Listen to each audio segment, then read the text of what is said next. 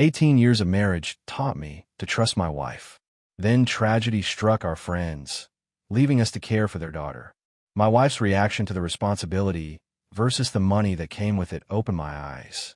Her secret life was about to collide with mine in ways neither of us expected. My name is Chad Harrison. I'm 43 years old, and I've been married to Joanna for 18 years. We have 2 kids in college, Michael, 20, and Sarah, 19. Life seemed pretty darn good until last weekend, when everything went sideways.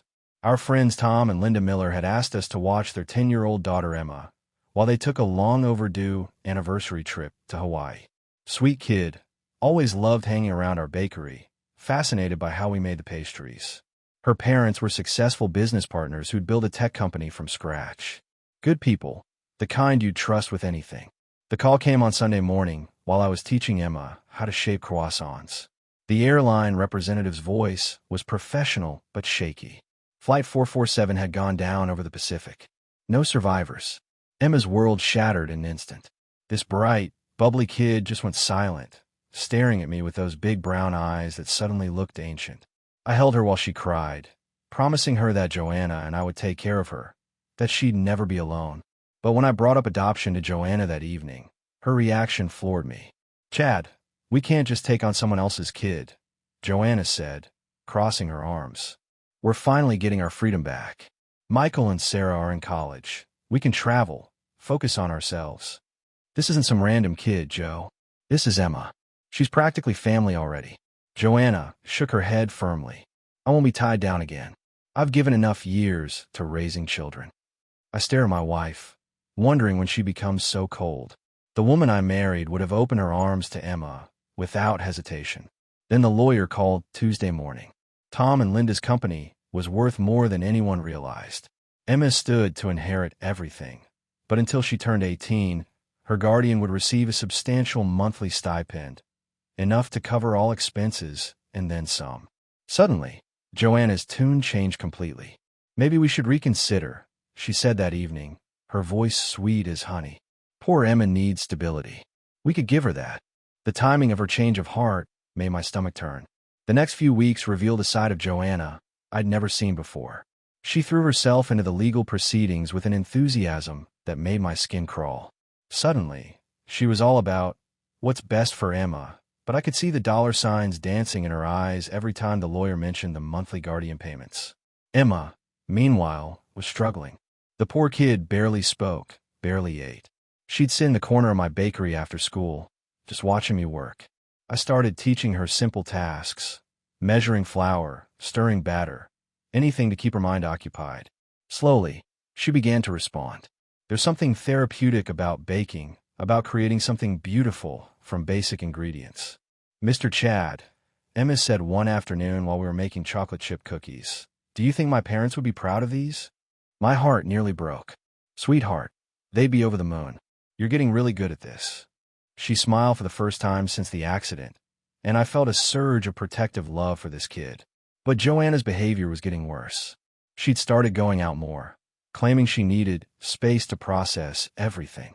She'd come home late, sometimes with alcohol on her breath, always with some excuse about meeting friends or needing alone time.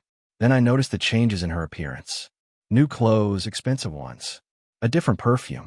She was spending more time on her hair and makeup than she had in years. Going somewhere special. I asked one Thursday evening as she primped in front of the bathroom mirror. "Just out with the girls," Joanna replied, not meeting my eyes in the reflection. "We're trying that new wine bar downtown." Something in her tone didn't sit right with me. Joanna had never been much of a wine bar person. She preferred staying home, watching Netflix, complaining about being tired. "Which girls?" I pressed. "You don't know them," she said quickly. "Friend from my yoga class." Funny thing was, Joanna had quit yoga 6 months ago. That night, I lay awake thinking about the woman sleeping next to me. 18 years of marriage, and I felt like I was sharing a bed with a stranger. The Joanna I married would have been devastated about Emma's situation, would have immediately opened our home without thinking about money. This new version seemed to view Emma as a business opportunity. I started paying closer attention to Joanna's behavior. The late nights became more frequent. She was always on her phone, typing messages with a secretive smile. When I'd walk into a room, she'd quickly close whatever she was looking at. Emma noticed too. Kids are perceptive that way. Mrs. Joanna doesn't like me very much, does she? Emma asked one afternoon while we were decorating cupcakes. I paused, choosing my words carefully. She's just dealing with a lot right now, sweetheart. Change is hard for some people. But inside, I was furious. How could Joanna be so cold to a grieving child? I decided to do some digging. A man doesn't run a successful business for 15 years without learning how to read people and situations. Something was definitely off with Joanna, and I needed to know what. The opportunity came when she left her laptop open while taking a shower. I'm not proud of snooping, but desperate times call for desperate measures. What I found made my blood boil. Facebook messages. Dozens of them. With a guy named Rick Valdez from her old company. The messages went back months, long before Emma came into our lives. Flirty comments, inside jokes, plans to meet up. The most recent message made everything clear. Can't wait for our dinner Friday night. Chad will never suspect anything. Rick Valdez. I knew that name. Joanna used to complain about him constantly when she worked at Morrison Marketing. Called him a sleazy player who hit on every woman in the office. Apparently, her opinion had changed. I closed the laptop and sat back, my mind racing. 18 years of marriage. And this is what it had come to. My wife was planning to cheat on me with the office creep while we were supposed to be caring for a traumatized child. That evening, I confronted her directly. So, Joanna, tell me about Rick Valdez, I said as she applied lipstick in a bathroom mirror. Her hand froze mid-stroke. What about him? You're having dinner with him Friday night. Funny how you forgot to mention that when you said you were going out with the girls. Joanna spun around, her face flushed. You went through my laptop? Answer the question. Are you having an affair? It's not an affair, she said defensively. We're just friends. We work together. Friends don't send messages about how their husbands will never suspect anything. Joanna's jaw tightened. You had no right to invade my privacy. And you have no right to betray our marriage vows. I stepped closer, keeping my voice steady. You want to throw away 18 years for Rick Valdez? The same guy you used to call a snake. People change, Chad. Maybe Rick's not the person I thought he was. Or maybe you're not the person I thought you were. The silence stretched between us like a chasm. Finally, Joanna lifted her chin defiantly. I'm going to dinner with Rick Friday night. You can't stop me. You're right, I said calmly. I can't stop you, but there will be consequences. She laughed bitterly. What are you going to do? Divorce me? You love me too much. You always give me whatever I want. I looked at this woman I'd loved for nearly 2 decades and felt something die inside me. We'll see about that. The rest of the week passed in cold silence. Joanna acted like nothing had happened, going about her routine with an air of superiority that made my teeth clench.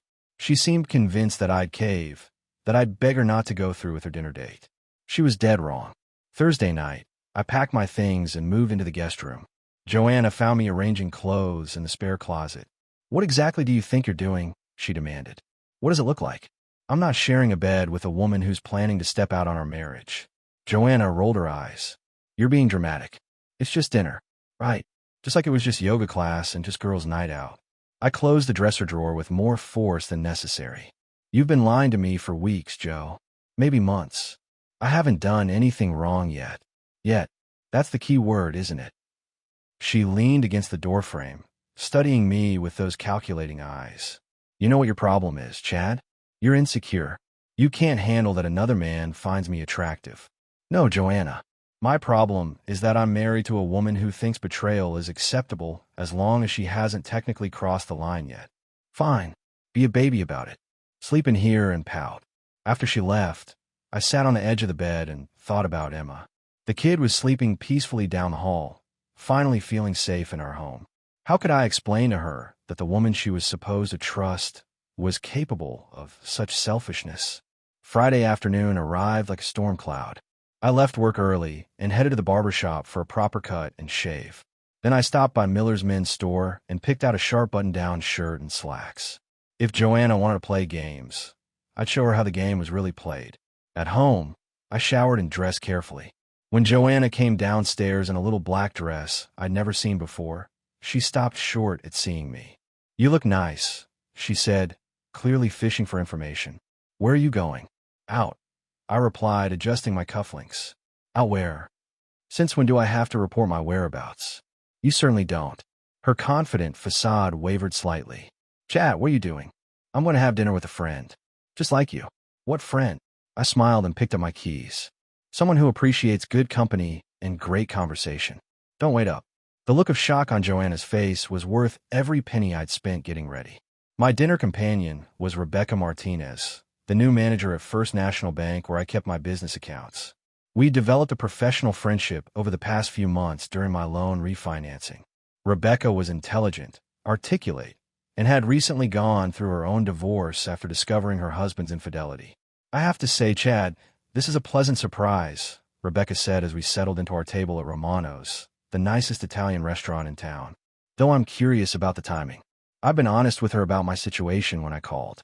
Rebecca understood the game being played and agreed to help me level the playing field.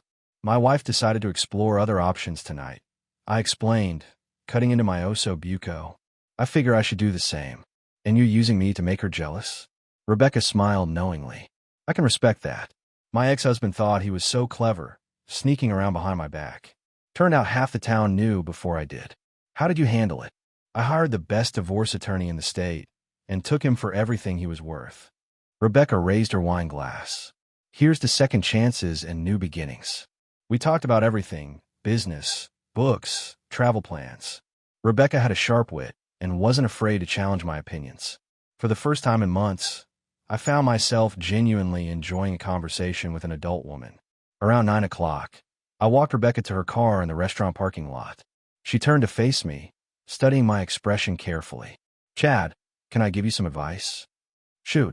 Whatever happens tonight when you get home, don't let your wife see that this affected you. Women like her feed on emotional reactions. Stay calm, stay strong. I appreciate that. Rebecca reached in her purse and pulled out a small bottle of perfume. May I? She dabbed a drop on my collar and left a subtle lipstick mark on my cheek. For effect, she said with a wink. You're diabolical. I prefer strategically minded. Good luck tonight, Chad. You deserve better than what you're getting. I drove home slowly, collecting my thoughts. The house was dark except for the porch light. Joanna's car was in the driveway. She'd beaten me home. I checked my watch. 9:45 p.m. Either her dinner had ended early, or it had moved to a more private location, and she'd returned already.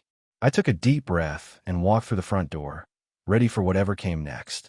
Joanna was waiting in the living room, still wearing her black dress, but with her makeup smudged and her hair disheveled. The moment I walked in, she jumped up from the couch like a woman possessed. Where the hell have you been? She demanded, her voice shrill. Having dinner. As I mentioned earlier, I hung my keys on the hook by the door, keeping my voice deliberately calm. With who? Does it matter? You didn't feel obligated to share details about your evening.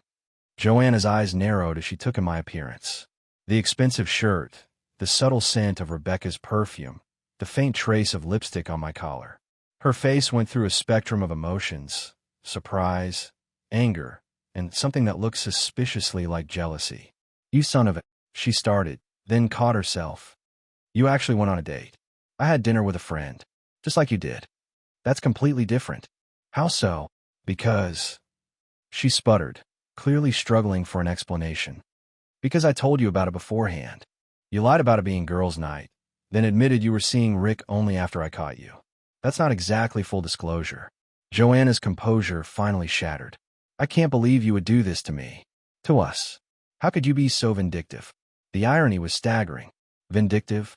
Joanna, you planned a romantic dinner with another man while we're supposed to be providing stability for a grieving child. And I'm the vindictive one. Rick and I are just friends exploring a connection. What you did tonight was deliberate revenge. You're right, I said, loosening my tie. It was deliberate. Just like your months of sneaking around behind my back was deliberate. That's different. No, it's not. The only difference is that I had the courtesy to tell you exactly what I was doing and why. Joanna began pacing, her hands gesturing wildly. This is insane. You can't just start dating other women because you're upset with me. Why not? You started dating other men because you were bored with me. I haven't slept with anyone. Yet. There's that word again. She whirled around to face me, tears streaming down her cheeks. How can you be so cold? I thought you loved me. I did love you. Past tense. The woman I loved wouldn't have abandoned a traumatized child for money. The woman I loved wouldn't have carried on secret relationships behind my back. Chad, please. We can work this out. I'll stop seeing Rick. It's too late for that conversation. What do you mean? I met her panicked gaze steadily. I mean, I've already contacted a divorce attorney. Papers will be served Monday morning. The color drained from Joanna's face. You're bluffing. Try me. For the first time since this whole mess started, I saw a real fear in my wife's eyes. Saturday morning brought unexpected visitors. I was in the kitchen making Emma pancakes when the doorbell rang. 3 women stood on my porch: Linda Patterson, Carol Mitchell, and Susan Torres. All wives of men who worked in the same business district as Rick Valdez. Chad, we need to talk, Linda said, her face grim. About Rick Valdez and what he's been doing to our community. I invited them in, pouring coffee while Emma worked on her breakfast. The women exchanged glances before Linda spoke again. Rick's been busy. Very busy. Carol's marriage ended 6 months ago because of him. Susan's husband filed for divorce last month, and now he's targeting Joanna. Carol leaned forward, her voice bitter. Rick has a pattern. He targets married women going through midlife transitions, makes them feel young and desirable again. Then he gets what he wants and moves on to the next victim.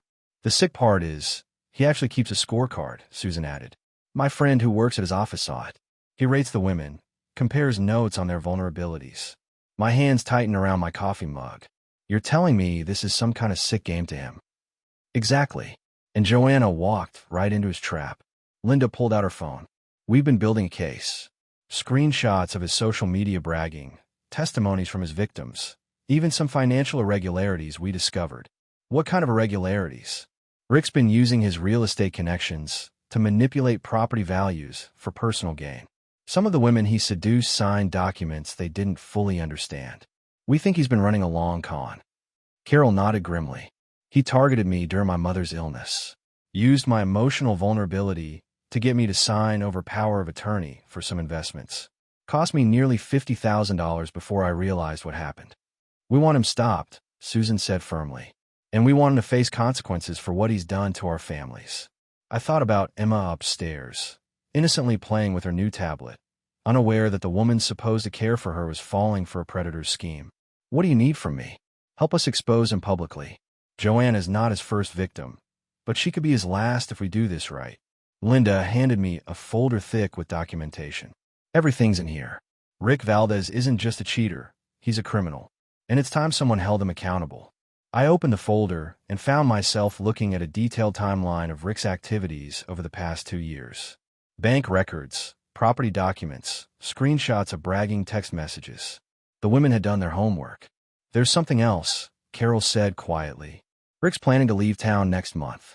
He got a job offer in Phoenix. If we don't act fast, he'll disappear and start over somewhere else. How do you know this? His assistant is my cousin. She's the one who's been feeding us information. She's disgusted by what she's seen. Susan stood up, her jaw set with determination. We're going to the police Monday morning with everything we have. But we need Joanna's testimony about his recent activities. She won't cooperate. She still thinks she's in love with him. Then we'll have to make sure she sees the truth before it's too late. Emma wandered into the kitchen, syrup on her chin and a smile on her face. Mr. Chad, can we make cookies today? Absolutely, sweetheart, I said, my mind already formulating a plan. In fact, I think we should make extra. We might have some important visitors this weekend. Sunday afternoon, I arranged for the women to come back with their evidence. This time, I made sure Joanna would be present. I told her we needed to discuss Emma's future and our marriage, which wasn't technically a lie. When the doorbell rang, Joanna was in the living room, dressed casually, but still wearing makeup like she might need to leave at a moment's notice. The look on her face when she saw Linda, Carol, and Susan was priceless. What's going on here? Joanna demanded, looking between me and the women. We're here to save you from making the biggest mistake of your life, Linda said, settling into the armchair across from Joanna. We're here to talk about Rick Valdez. Joanna's face went pale. I don't know what you think you know, but we know everything, Carol interrupted, pulling out the folder. We know about his pattern of targeting married women. We know about the financial scams. We know about the scorecard he keeps. You're lying. Susan pulled out her phone and showed Joanna a screenshot. This is from Rick's private Instagram account. Read out loud. Joanna took the phone, her hands shaking. Her voice cracked as she read. Harrison's wife is proving easier than expected. The bakery guy's obviously not giving her what she needs. Should have this wrapped up by week's end. The phone clattered to the coffee table. Joanna stared at it like it was a poisonous snake. There's more, Linda said gently. Rick's done this to dozens of women. Carol lost $50,000. Susan's marriage was destroyed, all because they trusted a man who saw them as targets instead of human beings. Joanna buried her face in her hands. Oh God, what have I done? You haven't done anything irreversible yet, I said, sitting beside her. But you need to understand who you've been dealing with. Carol leaned forward. Joanna, we need your help. Rick's planning to leave town next month. If we don't stop him now, he'll do this to more families somewhere else. What can I do? I feel so stupid. Help us build a case, Susan said. Any communications you have with him, any promises he made, any documents he asked you to look at or sign. Joanna nodded slowly. He did ask me about our financial situation. Wanted to know about the bakery's profits, our investment accounts. Said he could help us optimize our portfolio. Classic Rick, Carol muttered. That's exactly how he started with me. Linda pulled out a recorder. Would you be willing to make a statement? The police need to hear from his most recent target. Joanna looked at me, tears streaming down her face. Chad, I'm so sorry. I've been such a fool. Yes, you have, I said honestly. But you're not the first woman to fall for his act, and you won't be the last unless we stop him. Emma appeared in the doorway, holding her tablet. Mrs. Joanna, why are you crying? Joanna wiped her eyes and managed a shaky smile. I made some bad choices, sweetheart, but I'm going to fix them. Like when I accidentally deleted my game and you helped me get it back. Something like that. Emma nodded seriously. Fixing mistakes is important. My daddy always said that. The simple wisdom of a 10-year-old cut through all the drama and manipulation. Joanna looked at Emma, then at me, and finally at the women who'd come to help her. Tell me what I need to do. The police arrested Rick Valdez on Thursday morning at his office. I wasn't there to see it, but Linda Patterson called me with the details. According to her cousin who worked in the building, Rick was let out in handcuffs while his colleagues watched in shock. They found evidence of 12 different investment fraud schemes, Linda told me over the phone. Bank records, forged documents, even recordings he made bragging about his conquests. The man kept trophies of his victims. Joanna had spent Tuesday and Wednesday giving her statement to detectives. She came home each day looking emotionally drained but oddly relieved. Having the truth out in the open seemed to lift a weight from her shoulders. Chad, I know I don't deserve forgiveness, she said Thursday evening as we sat in the living room. Emma was upstairs doing homework, the sound of her pencil scratching on paper a comforting background noise. You're right. You don't deserve it, I replied honestly, but that doesn't mean I can't give it anyway. Joanna's eyes filled with tears. I've been such a fool. Rick made me feel young and desirable again, like I mattered. I got so caught up in that feeling that I forgot what really mattered.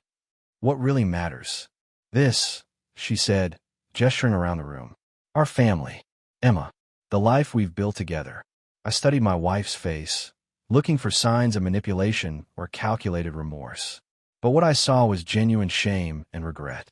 Joanna, I need you to understand something. Even if we try to work through this, things will never be the same between us. The trust is broken. I know, and I'll spend however long it takes trying to earn it back. That's assuming I decide to let you try. She nodded, wiping her eyes. I understand. Whatever you decide, I'll accept it. Over the next few weeks, Joanna threw herself into helping the police build their case against Rick. She testified before the grand jury, provided evidence for the district attorney, and even helped identify other potential victims who hadn't come forward yet. More importantly, she began connecting with Emma in ways I hadn't seen before, teaching her to bake alongside me, helping with homework, reading bedtime stories. It was like she was discovering what it meant to be a nurturing adult for the first time in years. Mr. Chad, Emma said one evening as we cleaned up after dinner, Mrs. Joanna seems different now. Nicer. People can change when they want it badly enough, I told her. Do you think she really wants to? I watched Joanna through the kitchen window, playing catch with Emma in the backyard, both of them laughing. I think she's trying, sweetheart. Sometimes that's the best we can hope for. The adoption papers were finalized in November. Emma officially became our daughter, and with it came the financial responsibility I'd always known I'd accept. But more than that, it brought a sense of completeness to our family that had been missing. As for Rick Valdez, he pled guilty to multiple counts of fraud and conspiracy. He was sentenced to 8 years in federal prison and ordered to pay restitution to his victims. The women he'd hurt would never get back everything they'd lost, but at least they had justice. 2 years later, Harrison Family Bakery had become something I never expected, a true family business. Emma had developed into an accomplished young baker, specializing in decorative cupcakes that were becoming legendary among her middle school classmates. Her natural artistic eye and steady hands made her perfect for intricate icing work. "Dad, Mrs. Peterson wants to order 3 dozen cupcakes for her daughter's birthday party," Emma announced, coming into the kitchen with her order book. She started calling me Dad about 6 months after the adoption was finalized, and it still made my heart skip a beat every time. "That's great, sweetheart. What design does she want?" "Unicorns, but not the basic ones. She wants them to look magical." I grinned. Emma's unicorn cupcakes had become her signature creation. Each one was unique, with flowing mayonnaise made of cotton candy and edible glitter that actually sparkled. Joanna walked in from the front of the store, having just finished with the morning customers. Our relationship had evolved into something different than what we'd had before. Less romantic, more partnership-focused, but built on genuine respect and shared commitment to Emma's well-being.